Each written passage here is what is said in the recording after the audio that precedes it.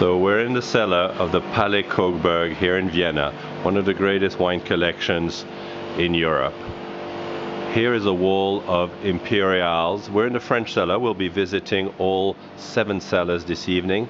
Here is the imperial collection of Chateau Petrus and Margaux and Lafite and Cheval Blanc. I'll be pointing out some of the great highlights of this cellar as we visit the cellar with the sommelier and cellar master Christian Fezal.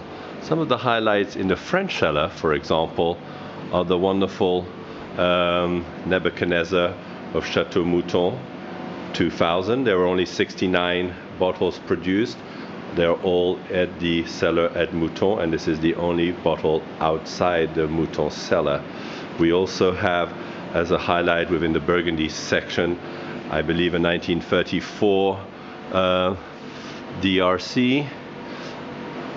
Here it is, beautiful bottle. I don't know if you can see with this light, but it's a 1934 Romanée Conti. What is interesting about this cellar is that they are buying wines and storing them for our future enjoyment. It's a great investment in great wines. Here, for example, we have 82 Mouton, the great John Huston label. They have 50 cases of 82 Mouton in the original wooden boxes. That's what's lining the wall behind, purchased at Sotheby's, and they are being held for future reference. They have about 300 bottles for sale in the cellar, but they are holding another 50.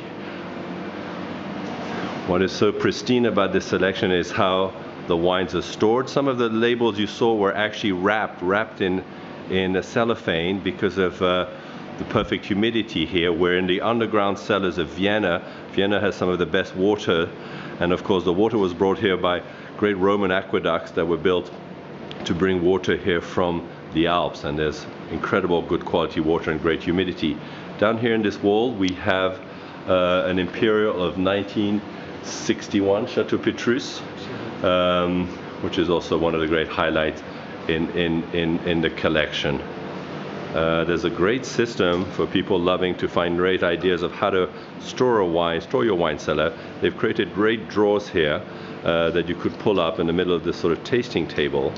And in these drawers, for example, we can discover, thank you Christian for opening that, here is a great collection of La Tâche from the 90s, and we have a great collection, of course, of 1945 Mouton, the year of the victory, and then of course some Petrus as well on the next cellar.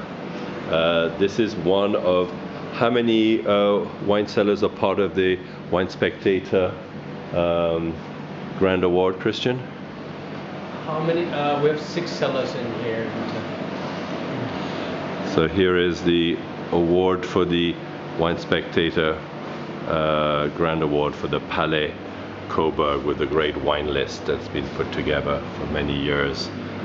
This was a great palace built in 1553, which was converted in 1998 and purchased and converted into a hotel. It took 5 years of work and renovation to create the hotel and the cellar, and it opened as a hotel in 2003. So this was the French cellar, and we will now be moving to see the 6 other cellars, from the New World to the Dom Pérignon and Champagne cellars to the great Austrian wines and German wines that are also held in this